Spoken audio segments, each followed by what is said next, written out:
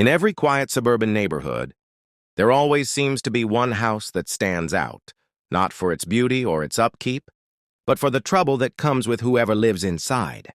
On Willow Creek Drive, that house belonged to a woman. The residents only referred to as Karen. Her reputation was cemented long before the events that would unfold, but it was a single accusation that would forever mark her name in the neighborhood records. Across the street from Karen's meticulously trimmed but soulless front lawn lived the Henderson family. They were an ordinary household with an ordinary life, save for one extraordinary member, a large golden retriever named Max. Max was not just a dog. He was the family's protector, their children's playmate, and the quiet shadow that followed Mr. Henderson on his morning jogs. Max had never so much as growled at a passerby, yet to Karen his very existence was a menace. Karen had always had a distaste for dogs. The sound of barking, the sight of paw prints near the sidewalks, or even the faint smell of a backyard kennel would send her spiraling into fits of complaint. To her, dogs were dangerous, dirty, and unruly. And when she saw Max lounging peacefully on the Henderson porch one spring morning, she decided she had seen enough. At first, it began with muttered remarks over the HOA newsletter.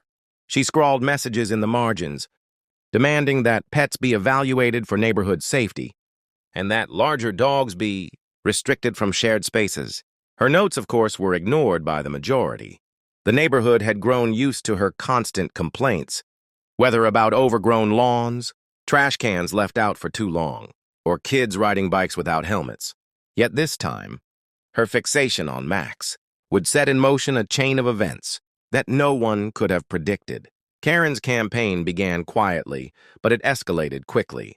She started documenting Max's every move, snapping photos whenever he was in the yard, even when he was simply lying in the sun. She sent long, rambling emails to the HOA board, insisting that Max was aggressive and posed an immediate threat. She described imagined incidents in vivid detail, painting pictures of him lunging at children or growling at delivery drivers, none of which ever happened. The Hendersons were initially unaware of the storm brewing across the street. To them, Max was just part of the family. He was gentle with the children, playful with other neighborhood pets, and friendly with the mailman who always carried a biscuit in his pocket for him. Yet whispers began to reach them through neighbors, rumors that someone was calling Max a danger. By the time the Hendersons received their first official notice from the HOA, they realized just how far Karen had taken things. The letter, filled with vague legal jargon, warned them of repeated complaints and suggested that Max undergo a behavioral inspection to determine his fitness for the neighborhood. The Hendersons were stunned. There had never been an incident, never a report of aggression. Still, they complied, believing that transparency would clear everything up. What they didn't know was that Karen had orchestrated the inspection herself, lobbying the HOA until they reluctantly agreed to send an officer to evaluate Max. The day of the inspection was bright and deceptively peaceful. The Hendersons prepared Max, brushing his golden fur and ensuring he was calm and ready. Neighbors gathered quietly at their porches, curious about the spectacle. Even in a neighborhood accustomed to drama, it was rare to see an actual dog inspection unfold. Karen, of course, positioned herself at the center of it all. She stood tall on the sidewalk, arms crossed, eyes gleaming with self-righteous determination. She was convinced that her months of effort were about to pay off, that Max would be declared unfit, and that she would finally rid herself of the dangerous animal across the street. What happened next would shatter that belief and turn her, campaign against her in ways she could never have imagined. The inspector arrived, clipboard in hand, prepared to observe Max. Cameras from the neighbors, doorbells and security systems began recording. Everyone wanted to see how this played out. Max, ever calm, greeted the inspector with a wagging tail, his tongue lolling happily in the sun. The inspector noted his relaxed demeanor, clearly unimpressed with Karen's exaggerated claims. But Karen wasn't ready to give up. She marched closer, pulling her own dog, a nervous, high-strung terrier on a taut leash. She wanted to prove that Max was a threat, that he couldn't handle the presence of another dog. It was a risky move, but Karen's desperation clouded her judgment. As the inspector watched, Karen dragged her terrier closer to Max. ignoring warnings from both the Hendersons and the inspector. The little dog was tense, its ears pinned back, its body trembling with nervous energy. Karen hissed under her breath, jerking the leash. Determined to provoke a reaction, Max simply sat calm and steady, his golden eyes watching but not reacting. He didn't growl. He didn't lunge. He didn't so much as flinch. It was a picture of perfect composure, until the terrier snapped. With a sudden, violent twist, Karen's own dog turned on her, sinking its teeth into her arm. Her scream echoed across Willow Creek Drive as she staggered back, trying to pry the dog off. Neighbors gasped, some rushing forward, others frozen in shock. The inspector dropped his clipboard, immediately moving to intervene. The scene was chaotic, but through it all, Max remained calm, unmoved, watching silently as though he understood the irony of the moment. The cameras kept rolling, capturing every second. The woman who had condemned a harmless dog now attacked by her own. By the time the terrier was pulled away and Karen was tended to, the damage had been done, not just to her arm but to her credibility. The footage spread quickly through the neighborhood, shared on group chats and email threads, replayed in living rooms and on phones. Within hours, the entire HOA had seen it. Karen, bitten by her own dog while trying to frame her neighbors. The Hendersons didn't need to defend Max anymore. The truth was out, and it was undeniable. But this was not the end of the story. For Karen, humiliation was only the beginning. Her obsession with destroying Max and the Hendersons would grow darker, her tactics more desperate, and the fallout would spread beyond one simple inspection. The calm before the storm had passed. What followed would be a battle not just of neighbors, but of reputations, power, and revenge. And in that battle, every move would be watched, recorded, and judged. Chapter 2. The footage goes viral. News in a quiet neighborhood usually travels slowly, whispers, exchanged at mailboxes, nods at the local park, or small talk over fences. But on Willow Creek Drive, the events of that spring afternoon spread faster than wildfire. The image of Karen shrieking as her own terrier sank its teeth into her arm became the defining moment of the week. And because nearly every angle of the incident had been captured on security cameras and phones, the replay loop became unavoidable. At first, it was just the neighbors. Clips appeared in the community group chat, replayed with laughing emojis and captions like, "So much for the dangerous dog." The HOA board members received dozens of messages within hours, their inboxes filled with links to video, evidence that contradicted Karen's complaints. Some members of the board, who had reluctantly supported the inspection out of obligation, were now questioning why they had listened to Karen at all. But this wasn't just a neighborhood embarrassment, it grew into something larger. One neighbor uploaded the footage to a local Facebook group with thousands of members. From there, it spread into other feeds, shared by strangers who didn't even live on Willow Creek. Soon, people across town were watching Karen's dramatic downfall unfold in real time. The comments poured in. People mocked her, calling her the terrier tyrant or leash lady. Memes popped up overnight, pictures of Karen with captions like, "She warned us about the wrong dog," or "Max 1, Karen 0. What was once her private crusade against. Max had become public humiliation, and it was only beginning to escalate. The Henderson family, meanwhile, found themselves unexpectedly in the spotlight. Friends and strangers congratulated them, praising Max's calm demeanor. Messages came from as far as neighboring towns. People they had never met reached out to say they had seen the video and couldn't believe the irony. The Hendersons hadn't asked for attention, but now they were the quiet heroes of the story. Max, oblivious to the storm of gossip, continued to lounge on the porch as if nothing had changed. But for Karen, life would never return to normal. The HOA board scheduled an emergency meeting within days. Normally, their meetings drew small attendance, but this time nearly every household sent a representative. People wanted answers.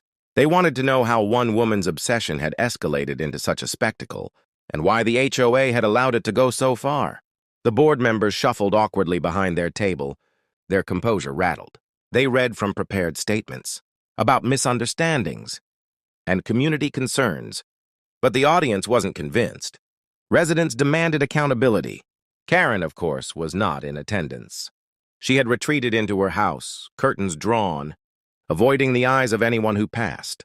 The bite on her arm had healed into an ugly bruise, but the wound to her pride was far deeper. She had thought she would be praised for protecting the community. Instead, she was the subject of ridicule. Inside her home, Karen sat hunched at her computer, scrolling endlessly through the videos and comments that mocked her. The humiliation was unbearable. Her face was recognizable now, not just to neighbors, but to strangers across town. Every time she saw her own image caught mid-scream, she felt a wave of rage wash over her. She wasn't the villain, she told herself. She was the victim. She had only been trying to protect the neighborhood. That twisted reasoning became the fuel for what came next. The Hendersons hoped the ordeal was over. But the reality was that Karen's obsession was only deepening. She began filing new complaints, this time not about Max specifically, but about the Hendersons in general. She claimed their yard was unkempt, that their porch was cluttered, that their children played too loudly. None of the claims held any weight, but she filed them with a persistence that overwhelmed the HOA's system. The board tried to brush off her accusations, but Karen wouldn't stop. She became more reckless, slipping anonymous notes into mailboxes, each one laced with venom. "Danger still lives across the street," one note read. "Don't be fooled by a stage performance."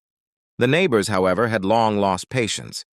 Her notes were laughed at, photographed, and shared in group chats before being crumpled and tossed into the trash. Karen's credibility had evaporated, but her determination had only hardened. One evening, weeks after the inspection, a neighbor spotted a shadow creeping near the Hendersons' yard. Security cameras captured it clearly. Karen, dressed in dark clothing, crouched by the fence with her phone in hand, attempting to capture photos through the slats. She was muttering to herself, straining to find something, anything that might prove Max was dangerous. But the footage betrayed her again. Within hours, neighbors circulated the clip of her trespassing near the fence, hunched over like a thief in the night. Another meme was born, Neighborhood Watch or Neighborhood Menace. This time, the HOA couldn't ignore it. At the next meeting, Karen was officially censured. She was fined for trespassing, warned that any further incidents would result in police involvement. It was a crushing blow, but instead of retreating, Karen's anger only boiled hotter. She began telling anyone who would listen that the HOA was corrupt, that the neighbors were conspiring against her, that the Hendersons had bought off the inspector. The more she spoke, the less anyone believed her. She was unraveling in front of the entire community, her reputation sinking lower with each passing day. But even with the ridicule, Karen still believed she could turn the tide. She began drafting long emails to local media outlets, trying to spin the story in her favor. She painted herself as the lone voice of reason in a neighborhood, blinded by sympathy for a dog. She attached grainy photos, taken at odd angles, claiming they showed evidence of aggression. None of the outlets responded. Her frustration turned into desperation. She began pacing her home at night, plotting new strategies, convinced that if she just found the right angle, she could prove Max was dangerous. Meanwhile, the Hendersons tried to reclaim a sense of normalcy. They installed additional cameras, more for peace of mind than anything else. They hoped Karen would eventually grow tired and move on. But deep down, they sensed the storm wasn't over. And they were right. Because the incident with the terrier had not only humiliated Karen, it had ignited something inside her, something darker, more determined. She had been laughed at, mocked, and dismissed, but in her mind she hadn't lost, not yet. She just needed one more chance, one more move to reclaim her dignity. What she didn't realize was that her obsession had already crossed the line from nuisance to danger. And the next chapter of this battle would draw in more than just the HOA and the neighbors. It would involve the police, the courts, and the unraveling of Karen's entire facade. Chapter 3. The HOA turns against Karen. The storm that began with a single complaint had now reshaped the entire neighborhood. Where once Karen had positioned herself as the self-appointed guardian of Willow Creek Drive, she was now the center of a different kind of attention, scrutiny, ridicule, and a slow-building resentment that grew with each passing week. The HOA, once her reluctant ally, was no longer willing to tolerate the chaos she brought to their meetings. The board had spent years trying to maintain a thin veneer of authority, but Karen had dragged them into the spotlight in a way that left them embarrassed and powerless.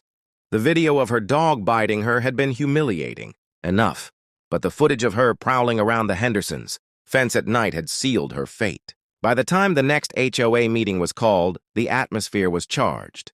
What had once been sleepy affairs, half-empty rooms, bored attendees flipping through newsletters, was now a full house.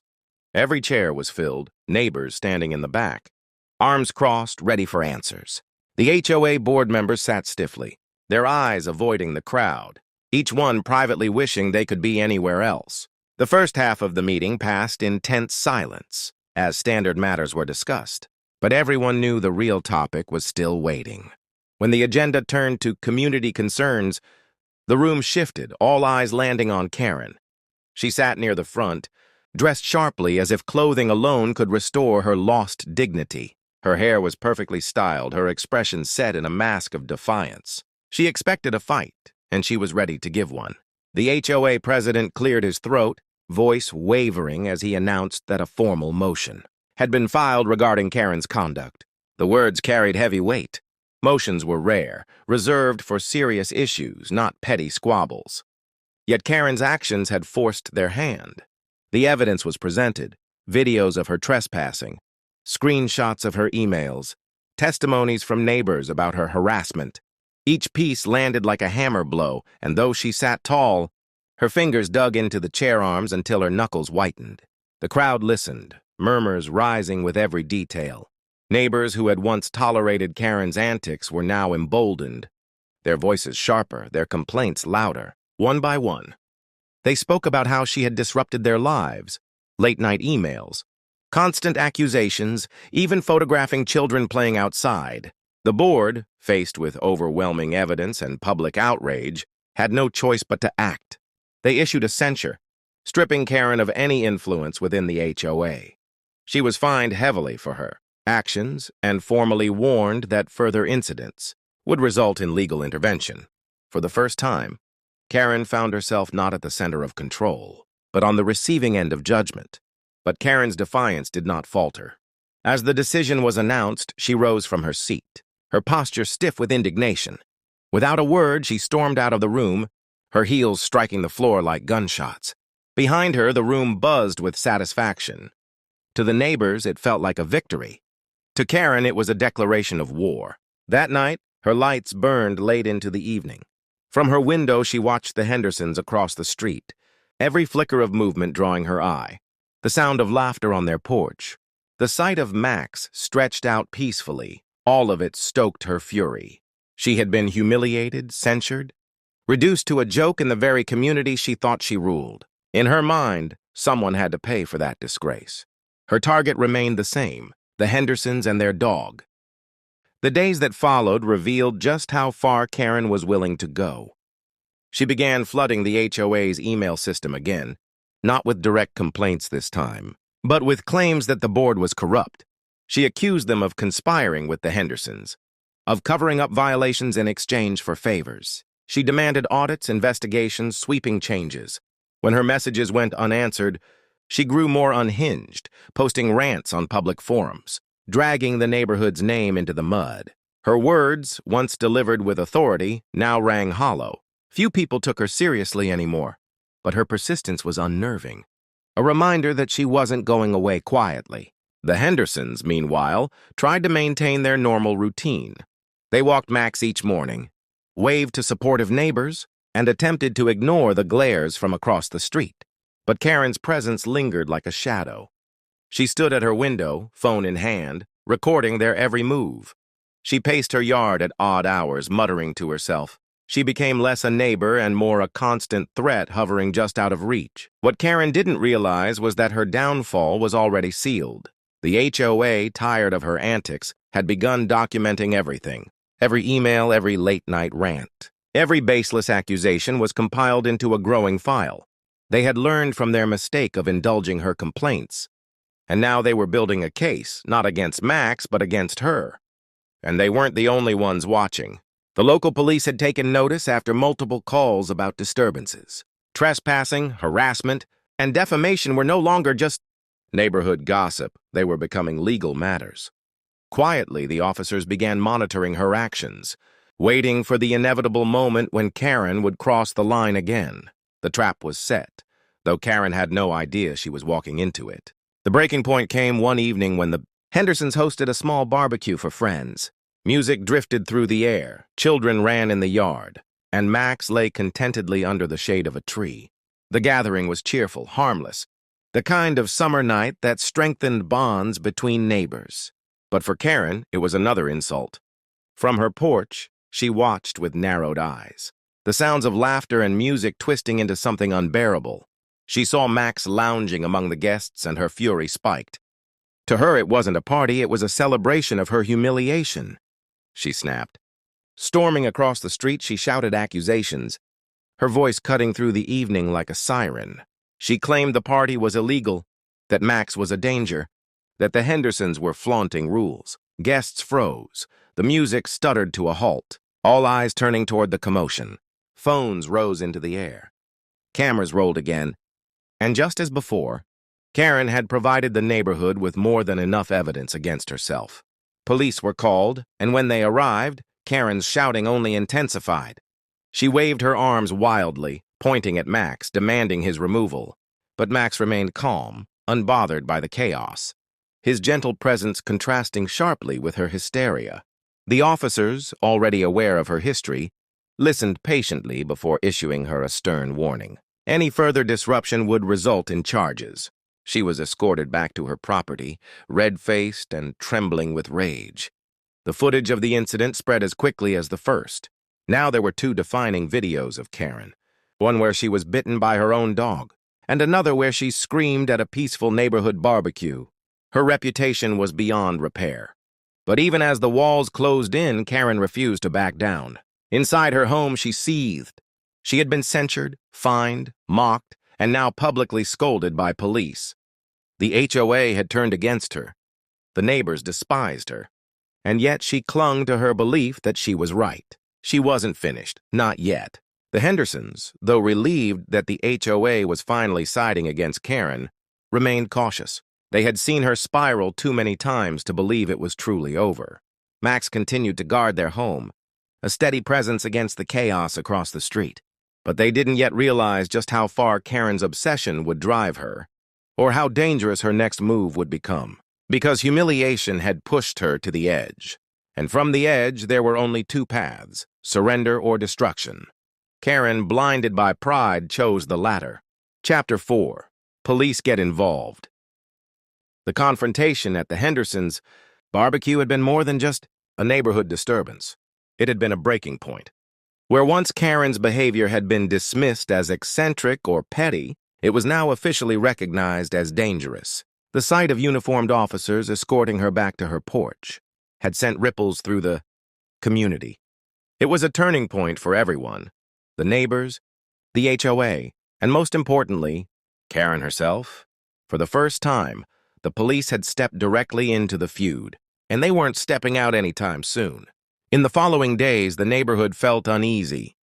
Though the Hendersons' party continued after Karen's outburst, the laughter never fully returned. Parents glanced nervously at their children playing in the yard, wary of the figure watching from across the street. Guests whispered quietly about Karen's obsession, about how she seemed less like an annoying neighbor and more like a threat, spiraling out of control. Karen herself retreated into her home after the officers left that evening. Curtains remained drawn. Lights flickered late into the night. But though she appeared quiet on the surface, her anger was boiling over behind closed doors. She had been publicly humiliated twice now, once by her own dog and once by the police. The sting of those moments gnawed at her constantly. Her fury found its outlet in paperwork and phone calls. Within days, the police department began receiving a flood of reports from her. She claimed harassment, illegal gatherings, animal endangerment, anything she could invent to put pressure back on the Hendersons. But unlike before, her complaints didn't vanish into stacks of forgotten forms. Each one was recorded, cataloged, and compared against her growing file.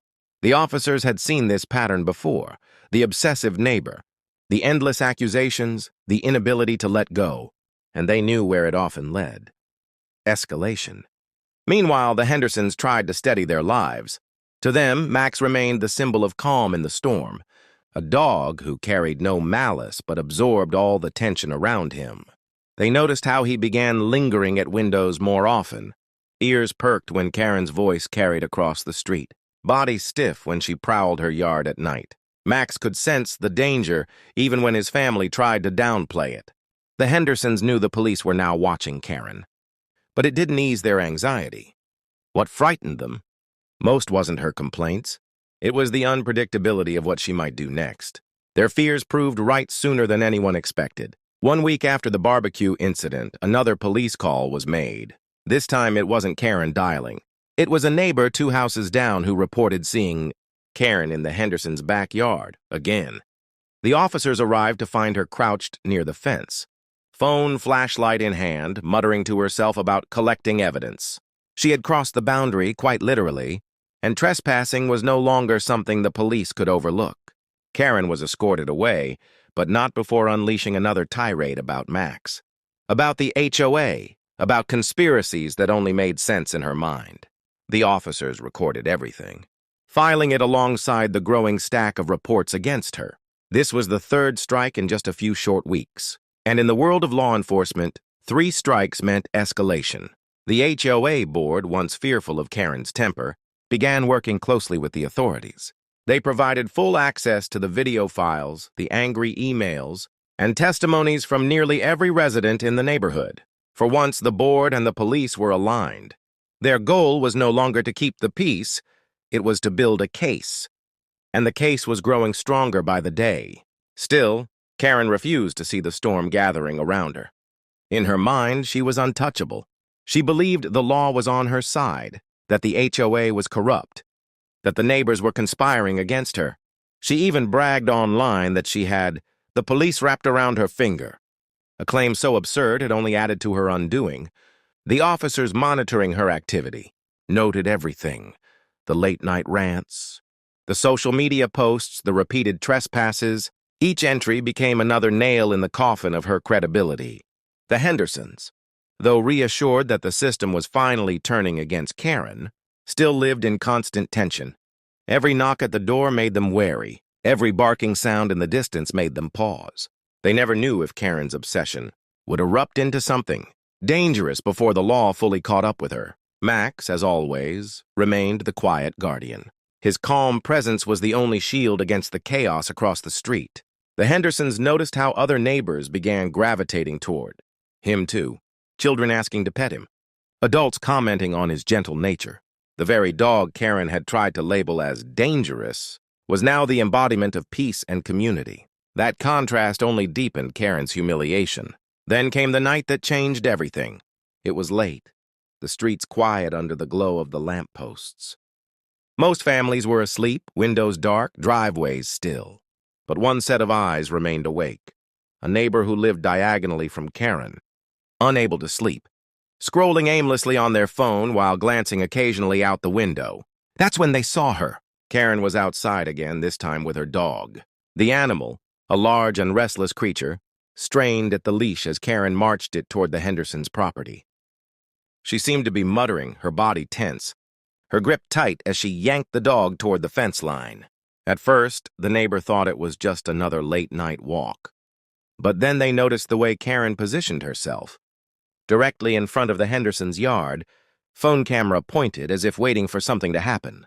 She was baiting her own dog, deliberately trying to provoke it near Max, who was lying silently inside the fenced yard. The dog growled, pulling harder against the leash, teeth flashing in the dim light. Karen encouraged it, edging closer to the fence, muttering about catching the monster in the act. But Max didn't react. He remained calm, still, his head lifting slightly as he watched the scene unfold. And then it happened. Karen lost control. Her own dog lunged, snapping the leash from her grip. In the frenzy, it turned not on Max, but on her. The neighbor froze as they watched the animal whirl back, jaws clamping onto her arm.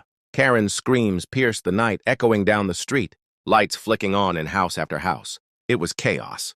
The Hendersons rushed outside, horrified, while others dialed 911. The same police, officers who had warned her just a week earlier, were dispatched yet again. By the time they arrived, Karen was on the ground, clutching her arm, blood streaking down her sleeve. Her dog was restrained by neighbors who had bravely intervened, pulling it away before the injuries grew worse. But the damage was done. This time, there were no excuses. No claims of being the victim of conspiracy. No accusations that could twist the truth. The evidence was undeniable. Her own recklessness had led her dog to attack her, just as she had once falsely accused Max of doing. And this time, the cameras were rolling again. The footage spread through the neighborhood by morning. Karen, once self-appointed ruler of Willow Creek Drive, was now infamous for being bitten twice, first during the inspection, and now during her late-night obsession. The police filed an official report, adding assault by animal and negligence to her already long list of offenses. Her dog was taken under animal control review, her actions deemed dangerous to herself and others. The Hendersons, though shaken, felt a weight lift. For once, the law was no longer looking at them. It was looking directly at Karen. The HOA, armed with police backing, prepared their next step. Expulsion proceedings. Removal from the community. The very fate Karen had once threatened others with was now hanging over her own head. Karen, injured and humiliated, retreated deeper into isolation. Her house became a bunker. Curtains closed tighter than ever. Phone lines buzzing with desperate calls to anyone who would listen. But fewer and fewer people did. Even those who once tolerated her antics had turned away, unwilling to align themselves with someone who had become a danger to everyone around her. The neighborhood, meanwhile, found a new unity in her absence. Families began hosting gatherings again, children played freely, and Max became something of a local hero. The dog who had endured it all without ever once snapping, even as chaos unfolded around him. But Karen's story wasn't finished. Not yet, because humiliation and anger had driven her this far, and there was only one path left, a full confrontation in court. The police had made their move. Now the legal system was preparing to do the same. Chapter 5. Karen Faces Court. The weeks following the dog attack felt like a strange calm after a storm. Willow Creek Drive was quieter, more relaxed, almost as if the whole neighborhood had been holding its breath for months and could finally exhale. Children played in the yards again without nervous parents standing guard. The Hendersons could enjoy a walk with Max, without glancing constantly over their shoulders. But beneath that peace, a storm of a different kind was brewing, this one inside the courthouse. Karen's actions had crossed too many lines to be brushed aside. Trespassing, harassment, filing false reports, and now negligence with her own animal. The list was long enough to demand a formal legal response. The police had already handed their reports to the district attorney's office, and when the summons arrived at Karen's door, there was no avoiding it. For the first time, Karen wasn't the accuser. She was the defendant. The news of the upcoming hearing spread quickly through the neighborhood. The HOA board sent out an email outlining the date and encouraging residents to provide written testimonies. Dozens responded within hours. Every petty complaint Karen had thrown at her neighbors over the years came back to haunt her, not in whispered gossip, but in black and white documents filed into the court record. The Hendersons were at the center of it all. They had endured the worst of Karen's obsession, and their testimony carried more weight than anyone's. But they weren't alone anymore. The community that once hesitated to take sides now stood united, tired of being ruled by fear and intimidation. Max, unknowingly, became part of the case too. The videos showing his calm behavior, even in the face of Karen's provocations, were submitted as evidence. They painted a picture of not just an innocent family pet, but of the absurdity of Karen's claims. The morning of the hearing arrived. The courthouse was a world away from Willow Creek Drive, but for the neighbors who attended, it felt like a continuation of the battle that had been raging for months. The sterile white walls, the polished floors, the quiet shuffle of paperwork, all of it carried the weight of justice waiting to be decided. Karen entered the building with her arms still bandaged. Her expression hardened into a mask of defiance. She carried herself as though she were walking into a performance, convinced that she could sway the judge with the same theatrics she once used on the HOA board. But this was not her street. This was not her domain. Here authority did not bend to her voice. The Hendersons sat quietly across the room, their attorney beside them. Other neighbors filled the benches behind them, their presence a silent reminder that Karen no longer stood against one family, but against an entire community. When the proceedings began, the charges were read aloud. Karen shifted uncomfortably in her seat as the list grew longer. Trespassing on private property, filing false police reports, harassment and stalking of neighbors, negligence resulting in an animal attack. The courtroom murmured softly at the final point. Karen's own dog had turned against her, a fact that had spread through Willow Creek like wildfire. To hear it spoken formally, recorded in the legal record, stripped away the last shred of her credibility. Karen, however, remained unfazed, at least outwardly. When given the chance to speak, she launched into the same tirade that had become all too familiar to her neighbors: accusations of conspiracy, claims that the Hendersons had trained their dog to intimidate her, wild assertions that the HOA board was corrupt. Her words tumbled over one another in a frantic attempt to overwhelm the room. But this was not a neighborhood meeting. The judge cut her off sharply, reminding her that emotional accusations held no weight without evidence. Karen sat back visibly. Rattled, her confidence cracked. Then came the testimonies. Neighbor after neighbor stepped forward, each recounting their experiences with Karen. The Hendersons described the endless harassment, the trespasses, the nights they couldn't sleep because they feared what she might do. Another resident described being yelled at for having holiday decorations. Someone else recalled Karen standing in their driveway, clipboard in hand, threatening fines that never existed. Each story stacked upon the last, building a damning portrait of a woman who had turned an entire neighborhood into her battleground. The most impactful moment came when video footage was shown. Max lying calmly in the Hendersons' yard while Karen's dog snarled and lunged at the fence. The contrast was undeniable. The dog Karen claimed was dangerous sat still, composed, unbothered, while her own animal spiraled out of control. The courtroom was silent as the video ended. Even Karen couldn't meet anyone's eyes. By the time closing arguments began, the outcome was already clear. The prosecution emphasized Karen's pattern of escalating behavior, her unwillingness to respect boundaries, and the danger she posed to those around her. Her attorney attempted to frame her as a concerned citizen, whose passion had gone misunderstood.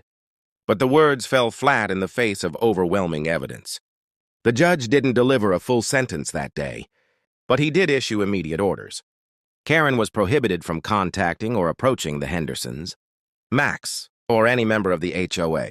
She was fined for filing false police reports. Her dog was to remain under animal control review, pending further evaluation. And most significantly, she was formally cited for harassment, a mark that would follow her into future legal proceedings.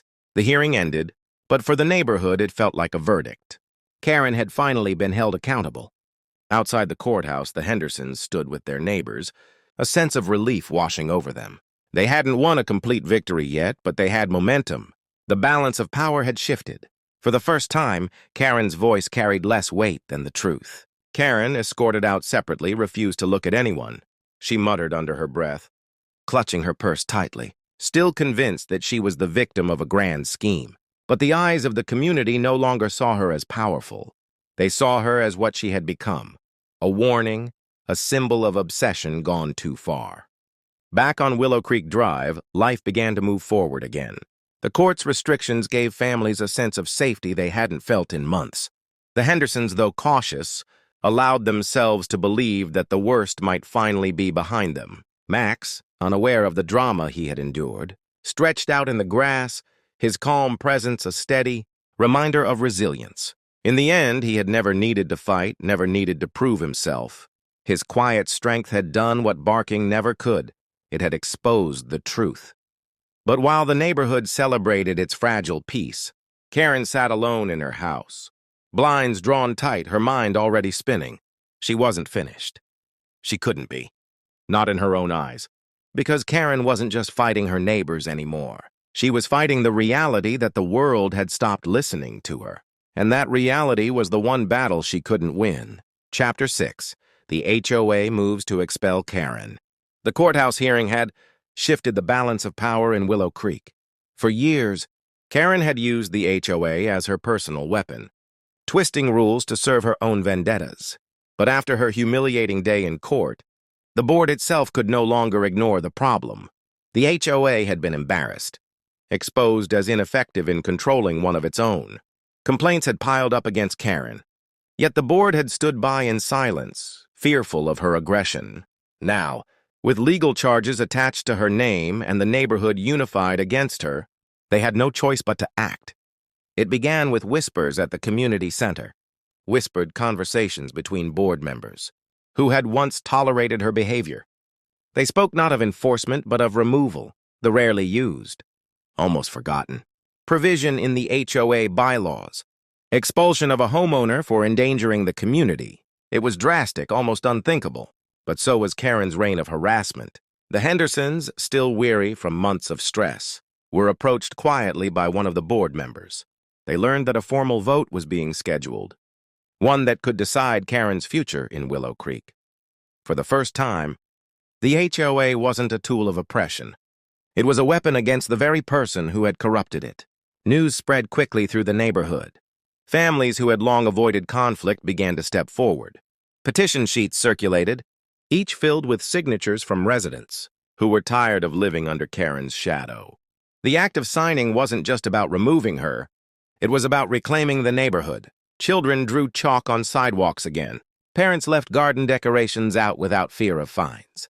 Porch lights flickered late into the evening as neighbors gathered, united by a shared sense of possibility. Karen, however, sensed the shift. She had grown accustomed to silence around her, the way people crossed the street to avoid confrontation.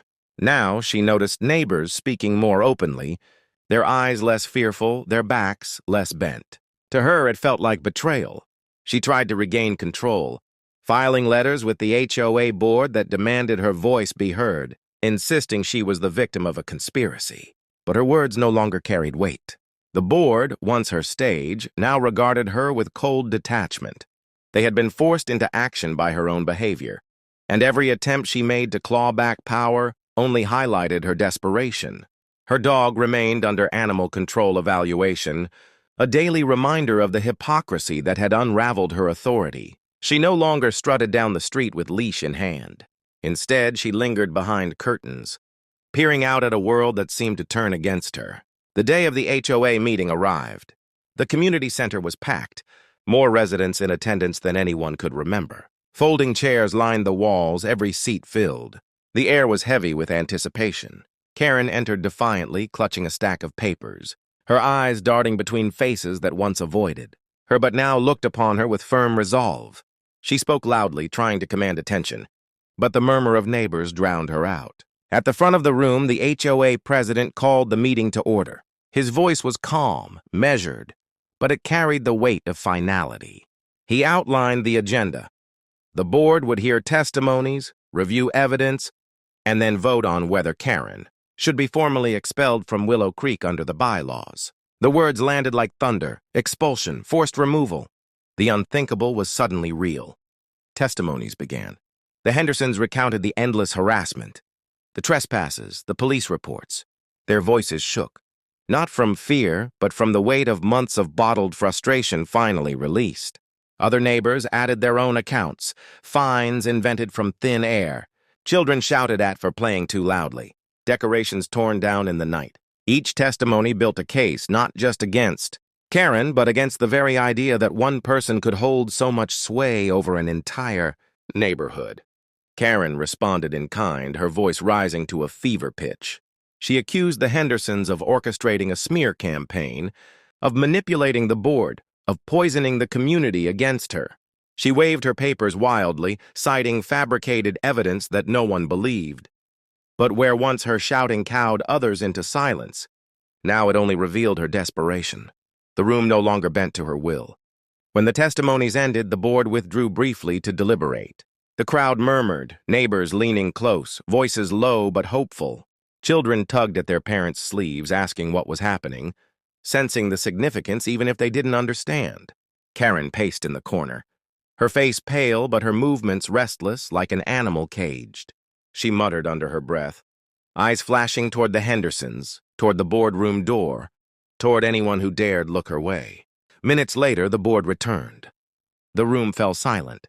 The president cleared his throat, his expression grave.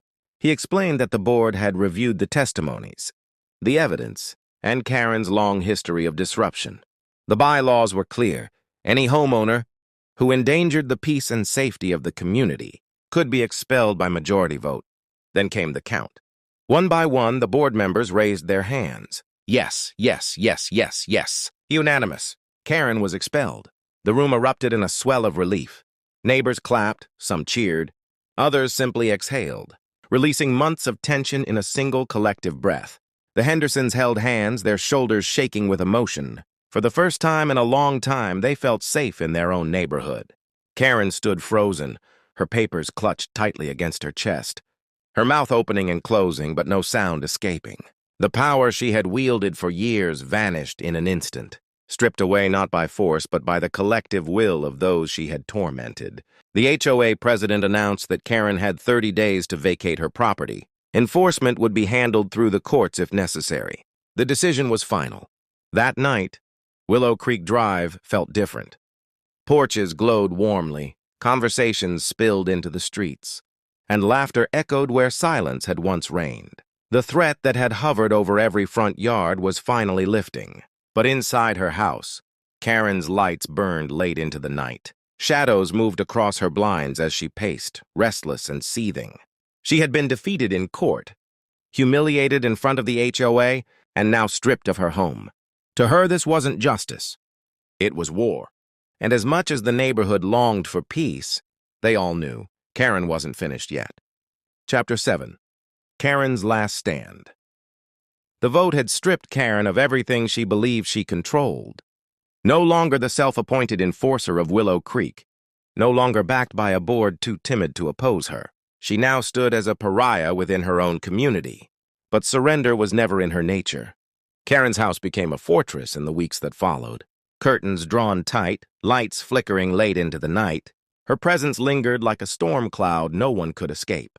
Neighbors reported strange sounds, hammering, dragging, whispered rants echoing from her yard.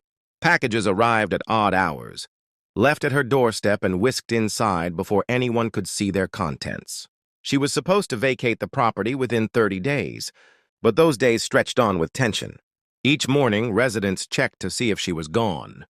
Each night, they watched shadows pacing across her windows, as if she were plotting something no one wanted to imagine. The Hendersons, though relieved by the expulsion, couldn't shake the unease. Their victory felt fragile, as though Karen's defiance could still undo it all. After all, this was a woman who had made life miserable over a garden ornament, who had screamed "dangerous dog" until she was bitten by her own. What would she do now, cornered and desperate? 2 weeks before her deadline, Karen made her move. It began with letters, handwritten notes, stuffed into mailboxes under the cover of darkness. Each one was a variation of the same message. Accusations of betrayal, warnings of legal retribution, promises that the HOA's decision would not stand. The handwriting was jagged, uneven, as though scrawled in rage. The neighbors gathered to compare notes, spreading them across kitchen tables, each letter more unhinged than the last. Words like revenge, lawsuit, and liars appeared over and over again, underscoring Karen's refusal to accept reality. Then came the petitions, not real ones, but documents she circulated online, claiming she had supporters across the state ready to defend her rights. She posted rants on community forums, painting herself as the victim of a witch hunt. But the responses were not sympathy. Strangers mocked her. Former allies turned silent. Her digital crusade only deepened her isolation. The final straw came 3 days before her deadline. That evening, a storm rolled over Willow Creek. Wind howled through the trees, rain hammered against rooftops, and lightning split the sky. In the chaos, Karen stepped out of her house, dragging garbage bags to the curb. But these weren't filled with trash. They were filled with HOA notices, shredded papers, and fragments of the same violation letters she had once wielded as weapons. She dumped them onto the street, the wind scattering them like confetti. Pages plastered against fences clung to car tires and soaked into puddles. It was a spectacle, a final performance of defiance for all to see. Neighbors peered through rain-streaked windows, watching her rant into the storm. Her voice carried across the street shrill and broken, as she screamed about conspiracies and corruption. It was no longer power, it was desperation. By morning, The evidence of her outburst littered the neighborhood. The HOA board documented everything, filing it with their attorney. Enough was enough. The eviction order arrived 2 days later. Delivered by a sheriff's deputy, it gave Karen no choice. She had lost every appeal, every argument, every shred of leverage. The law was final. The day of her removal dawned clear and bright, a stark contrast to the storm that had preceded it. Moving trucks lined the street. Deputies stood by, and neighbors gathered quietly at their windows. Willow Creek held its breath, waiting to see how Karen would respond. She emerged from her house slowly, clutching a suitcase in one hand, a cardboard box in the other. Her eyes were sunken, her shoulders slumped, but her mouth still twisted with defiance. She spat insults at the deputies, cursed the board, and cast one last glare at the Hendersons, who stood silently at their porch. The moving crew loaded her belongings swiftly. There was no ceremony, no sympathy, only efficiency. Piece by piece, the symbol of Karen's dominance over Willow Creek vanished into the truck. When the door closed and the engine roared to life, the neighborhood exhaled. Karen was gone. For weeks afterward, the community felt lighter. Families lingered outside, children played freely, and the Hendersons walked their dog without a second glance. The scars of Karen's reign remained, but they healed slowly with each passing day of peace. The HOA, chastened by the ordeal, began to change as well. Rules were rewritten with clarity, power balanced more carefully, and board members held accountable. What had once been a tool for one person's obsession became, at last, a system for the good of the many. And the Hendersons, though forever marked by the ordeal, found themselves embraced by their neighbors. No longer targets, but part of a community that had rediscovered its strength. Yet even in her absence, Karen's shadow lingered. Rumors spread of her trying to join another HOA in a nearby town, of her filing endless complaints in new neighborhoods, of her carrying her obsession wherever she went. Perhaps she would never change. Perhaps she would always be chasing control. But for Willow Creek, her departure was a final chapter. The street that had once echoed with her rage now rang with laughter and belonging. The dog she had condemned as dangerous trotted happily at the Hendersons' side, a quiet reminder of how lies had unraveled into truth. In the end, Karen had not been undone by conspiracies or betrayals. She had been undone by herself, by her own lies, her own dog, her own refusal to live in peace. And though her memory lingered, it no longer ruled. Willow Creek had endured the storm, and at last it was free. Thanks for watching this wild HOA story. Karen thought she could control everyone, but in the end, her own lies came crashing down. If you enjoyed this drama, don't forget to like, share, and subscribe for more HOA, Karen, and revenge stories. Stay tuned, more chaos is coming.